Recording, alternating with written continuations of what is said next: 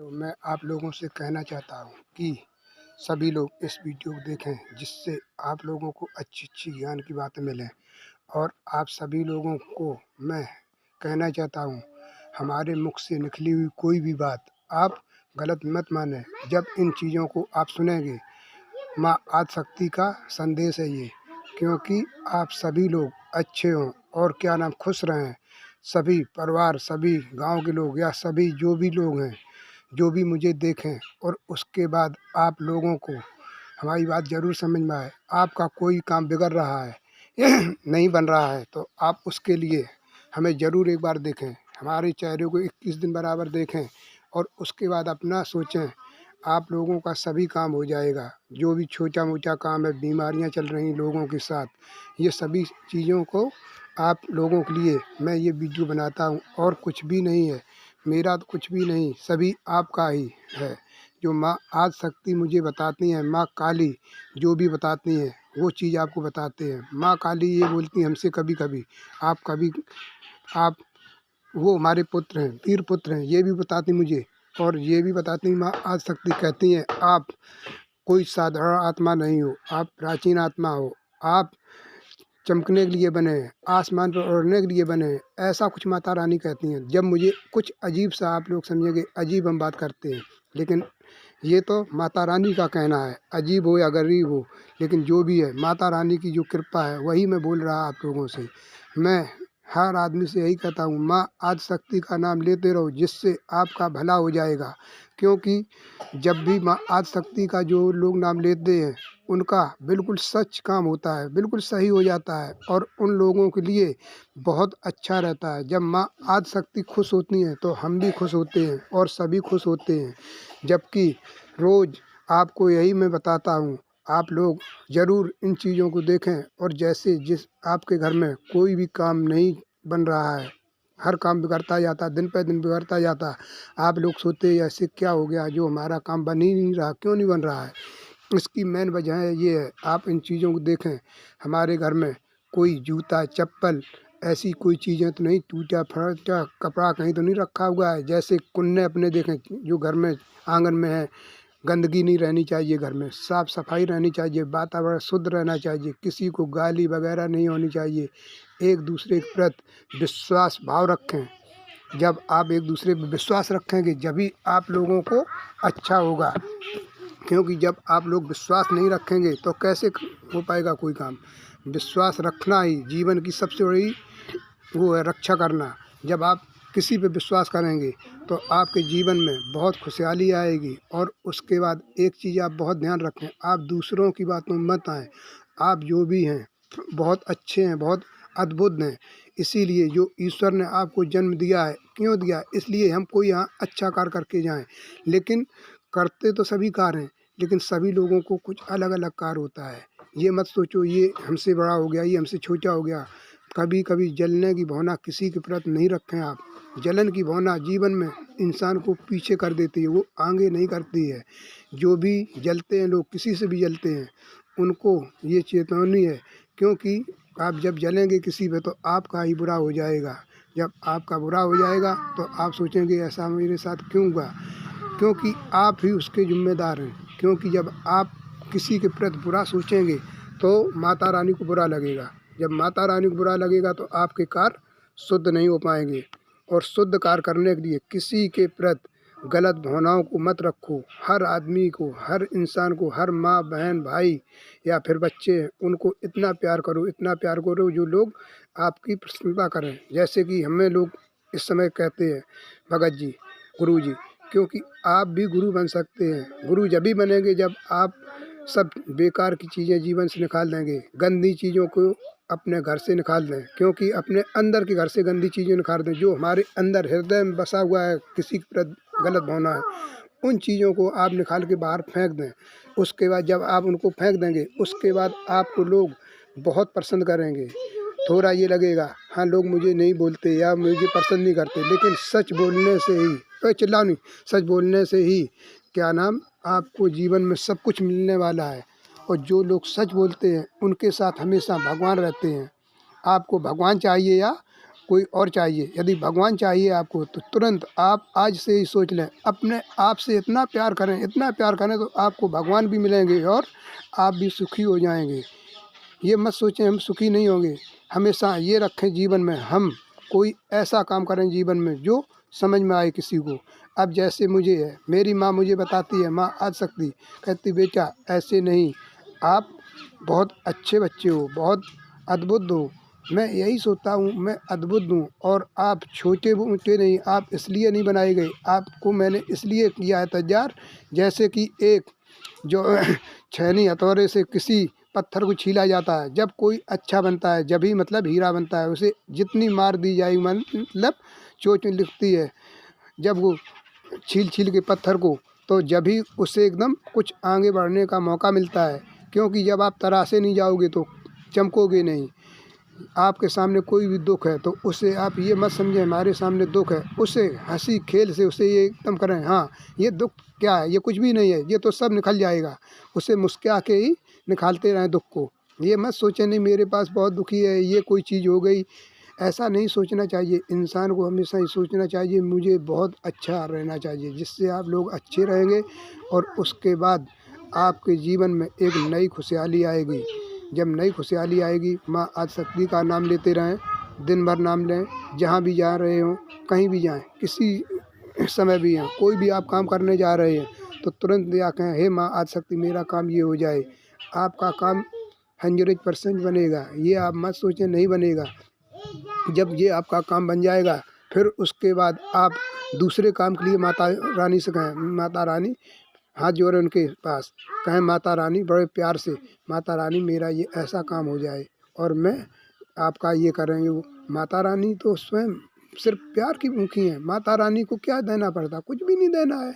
उनको अपना मन दो, अपनी सच्चाई दो, अपना वैभव दो, जिससे एकदम उनको ये समझ में आए। अपने आप में अहंकार नहीं होना चाहिए, लोभ नहीं होना चाहिए, मोह नहीं होना चाहिए।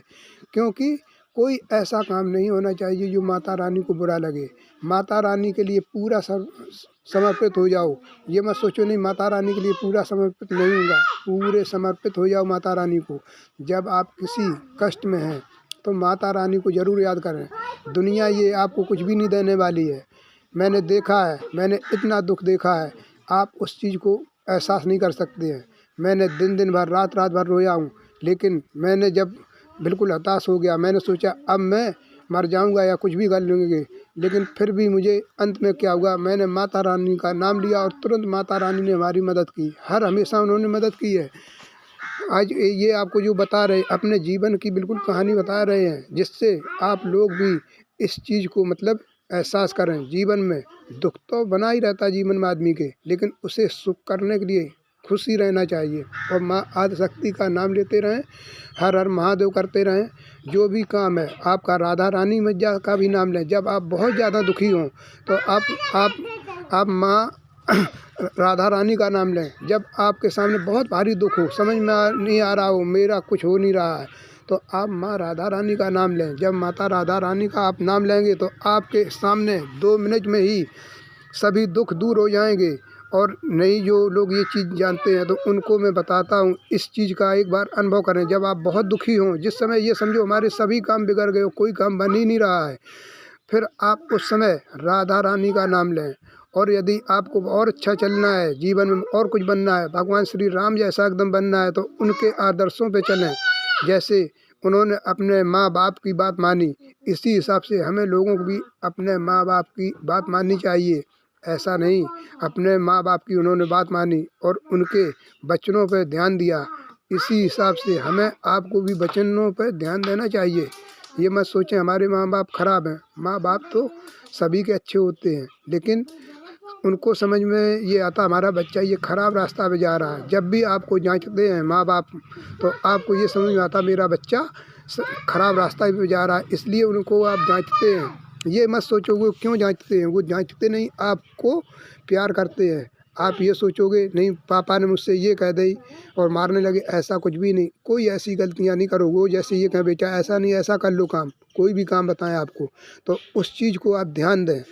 जब आप ध्यान देंगे तो आपके माँ बाप, पापा, भैया भाभी जो भी होंगे आपके घर में, और आपके पड़ोसी जो भी होंगे, सभी लोग आपसे खुश रहेंगे। जब सभी लोग खुश रहेंगे तो आप भी खुश होंगे, क्योंकि आपका कोई काम बिगड़ रहा हो तो वो आपके पड़ोसी ही बनाएंगे या आपके घर वाले बनाएंगे, सबसे पहले आपके घर के काम में आएंगे। लेकिन कभी कभी ऐसा होता है घर वाले भी धोखा दे देते हैं। जैसे अब हम इस समय हमारे घर वालों ने मुझे धोखा दिया और मैंने भी उनको माफ़ कर दिया। क्यों कर दिया? एक आदमी के पीछे 10 आदमी उसके पीछे पड़ जाएं तो उसके लिए क्या करना चाहिए? इंसान को सबसे बड़ी अच्छी बात बता रहे, उसे मौन हो जाना चाहिए, किसी की बात पे ध्यान नहीं देना चाहिए। सिर्फ उसे क्या करना चाहिए? मौन हो जाना चाहिए और ईश्वर का नाम लेना चाहिए। जब ईश्वर का नाम लेते रहोगे, अपने कार्य में लगे रहोगे, तो एक दिन ऐसा आएगा वही लोग आपके पीछे पीछे घूमेंगे, ये कहेंगे बताओ क्या है क्या नहीं है। समझे? इन चीज़ों को बहुत ध्यान दें और कभी भी डरना भी नहीं चाहिए। सच बोलने पे तो डरना ही नहीं चाहिए। जो आदमी सच्चाई पे डर जाएं तो वो उनको तो या मानो जीते जी ही मर गए। समझे? जीते ही जी मर जाएंगे वो। इससे अच्छा ये है युद्ध करो, लड़ो नहीं, आप वैसा युद्ध करो, उनसे लड़ाई मत करो और वैसे उनसे दूर रहो। क्योंकि जब आप दूर रहेंगे गुस्सा नहीं आएगी, जब गुस्सा नहीं आएगी किसी से आपकी लड़ाई नहीं होगी, लड़ाई भी नहीं होगी, उसके बाद आप लोग खुशहाली में आएंगे। जब खुशहाली में आ जाएंगे वही जो आपके जो लोग थे आपके खिलाफ थे, एक दिन वही आपके पीछे पीछे घूमेंगे, कहेंगे यार ये बहुत ऊंचाई पे पहुंच गया, अब इसका साथ दो। फिर उनको आप ठुकराएं या कुछ भी करें, लेकिन फिर भी वो आपको जौक की तरीके से चिपके रहेंगे। लेकिन आप कहोगे नहीं हमसे दूर हो, लेकिन वो फिर भी आपके लिए जौक की तरीके से चिपकेंगे। क्यों चिपकेंगे? क्योंकि आप पे पैसा हो गया, आप बुद्धिमान हो गए, इसलिए आपके साथ वो रहेंगे। और जब तक आप पे पैसा नहीं होगा तो आपके सामने नहीं होंगे। बहुत से लोग ऐसे भी होते हैं, उन पे पैसा हो या नहीं हो फिर भी वो आपका हमेशा संग देते हैं। वो लोग लाखों और करोड़ों में कहीं एक होता है, ऐसा नहीं है। लाखों करोड़ों में सच्चाई कभी नहीं ख़त्म हुई। ऐसे लोग हमेशा इस दुनिया बने रहेंगे जो सच बोलने वाले होंगे, क्योंकि जिस दिन सच्चाई ही ख़त्म हो जाएगी उस दिन ये दुनिया का क्या होगा? कुछ भी नहीं हो, दुनिया ही ख़त्म हो जाएगी। लेकिन जब सच आप बोलते रहेंगे, हमारे जैसे लोग होंगे, हमारे जैसे आप जो लोग होंगे वो सच बोलते रहेंगे, तो दुनिया और प्रकृति का एक नया रूप देखेंगे। नया रूप ऐसा देखेंगे, प्रकृति है, कोई भी चीज़ है, पेड़ पौधे हैं, उनको कोई व्यर्थ में उनको परेशान कर रहा है, उनको काट रहा है, ये भी नहीं होना चाहिए। जो पौधे फल वाले हैं उनको बचा के रखना है। जब उनको आप बचाएंगे तो वो आपको बचाएंगे।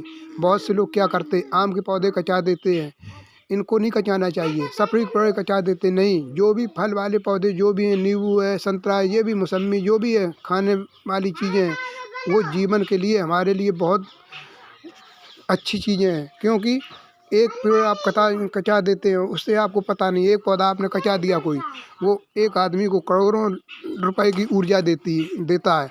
जब एक पौधे कचने से आपका स्वास्थ्य खराब हो सकता है। जब आपको स्वस्थ रहना तो पेड़ पौधों को बचाने के लिए हमें हर जिम्मेदारी, हर इंसान को ये चाहिए पेड़ पौधों को बचा के रखो। जब ज़रूरत हो जब ही उनको वो करो, इतना नहीं करें भाई जो पेड़ पौधे कचा रहे हैं। नहीं, ऐसा नहीं होना चाहिए। जीवन में इनको भी बचाना है, खुद को भी बचाना है और सभी को बचा के ही रखना है। ये कोई ऐसी चीज़ नहीं है, ये ईश्वर की दी हुई चीज़ है। क्यों? ये हमारे आपके लिए जीवन दायनी चीज़ है। ऐसा मत समझो, ये जीवन को देने वाली चीज़ें हैं। क्योंकि जब जीवन को देने वाली चीज़ ख़त्म हो जाएगी तो मैं क्या करूँगा?